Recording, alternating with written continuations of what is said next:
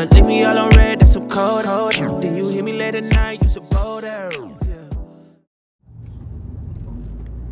Hey guys, welcome back to my channel. Easily Deceived, Uncomfortable Conversations in the Car. I am your host, Mikey. So this is actually my second video of today because, man, I had a lot of things on my mind, so I had to come on and share it with you. So if you're new to the channel, welcome.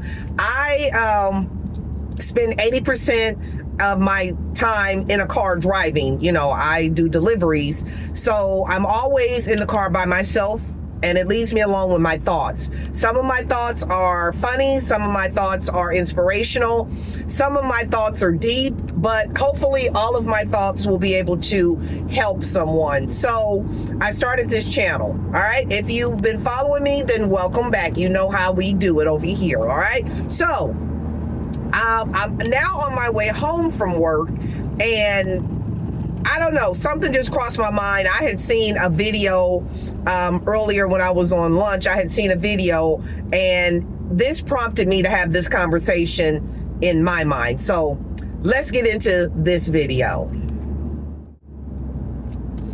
All right, so everybody should be familiar with what a prophet or prophetess is. Okay, we've all heard the term, whether we heard it on at church, you know, or we heard it on social media, we heard it on TikTok, you know. But everybody wants to be a prophet, everybody wants to be a prophetess, whatever. Okay, this topic or this conversation is, and these people are driving 10 on the highway. But the thought that I had, it wasn't necessarily about the prophets, but it was about the prophet chasers. Okay, and let me explain by what I mean by prophet chasers. Now, you may be familiar with ambulance chasers. Those are people that, like lawyers who chase accidents so they can make the person in the accident their client. So, you know, whenever there's an accident, they kind of follow where the ambulance goes so they can try to make the person in the accident their client. So they call them ambulance chasers. Well, I thought about prophet chasers because there are people, and I've witnessed it myself, I've seen it in some church services that I've attended, that literally will follow prophets to try to get a word from God. They will literally follow a prophet to try to get a word from God. Okay? If the prophet say that they're going to be at the church on the Holy Rock on Tuesday, then they're going to be there because they want to get a word from God at the church on the Holy Rock. Excuse me. If they say they're going to be, you know, at Mount Moriah Baptist Christian Church on Friday, then they're going to be at Mount Moriah Baptist Christian Church on Friday because they're chasing these prophets, okay? Trying to get a word from God. And my thing is, I know there are some people that are called to be a prophet.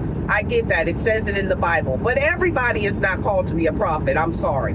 Everybody that gets a word from God is not called to be a prophet. God has given me a word for somebody, and I've went and I've shared that word, but I don't consider myself a prophet. That didn't qualify me to be a prophet. God will use anyone to get his word out. God will use a rock. Okay? He will use a rock to get his word out. So just because God gives you a word for somebody doesn't make you a prophet. All right? So I have literally seen people that will hop from church to church to church to church to try to get a prophet to give them a word from God. And the best place to get a word from God is the word itself, the Bible. God has already given you a word in the Bible. All you got to do is read it. There's your word. But no, you want to go to Prophetess Strawberry and, you know, have the pick me spirit. You know, I have literally in a service watched people go up to the altar for prayer or to get prophesied over, and they're literally like raising their hand, like, do me, you know, tell me, give me a word. What did God say about me? What did God say about me? When, if you have a relationship with God, God don't speak to you first before he speak to a prophet about you.